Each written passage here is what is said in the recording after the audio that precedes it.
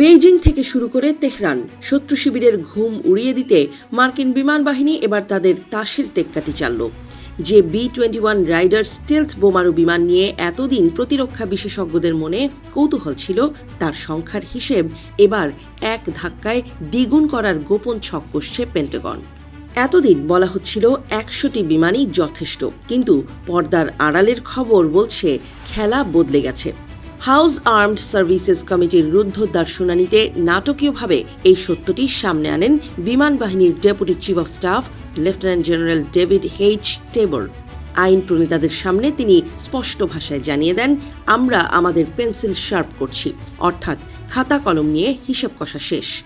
2028 সালের বাজেটেই নাকি আসতে চলেছে সেই মহা সংখ্যা, যা দেখে চোখ কপালে উঠবে পুতিন জিনপিংদের। এই নাটকের সূত্রপাত অবশ্য কিছুদিন আগেই করেছিলেন মার্কিন প্রতিরক্ষা সচিব পিট হেগসেথ। এক জনসম্মুখে তিনি বুক ফুলিয়ে হুঙ্কার দিয়েছিলেন, চীনের মতো দানবীয় প্রতিপক্ষকে রুখতে হলে 100টি B-21 দিয়ে কিচ্ছু হবে না, আমেরিকার প্রয়োজন আরও অনেক অনেক বেশি।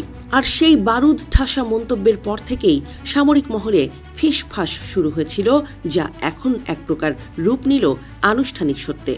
কিন্তু হঠাৎ কেন এই মরিয়া ভাব? এর উত্তর লুকিয়ে আছে সম্প্রতি ইরানের ওপর চালানো মার্কিন বিমান বাহিনীর দুটি প্রলয়ঙ্কারী অপারেশন মিডনাইট হ্যামার এবং অপারেশন এপিক ফিউরির মধ্যে।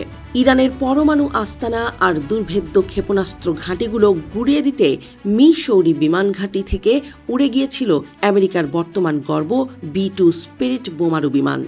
মিশন সফল হয়েছিল ঠিকই, কিন্তু মার্কিন জেনারেলরা টের পেয়েছিলেন এক নির্মম সত্য। আমেরিকার হাতে এই মুহূর্তে B-2 স্টিলথ বোমারু বিমান আছে মাত্র 20টি। তার উপর সেগুলোর মেইনটেনেন্সের ঝক্কি এত বেশি যে অর্ধেকের বেশি বিমান সবসময় হ্যাঙ্গারে বসেই দিন কাটায়।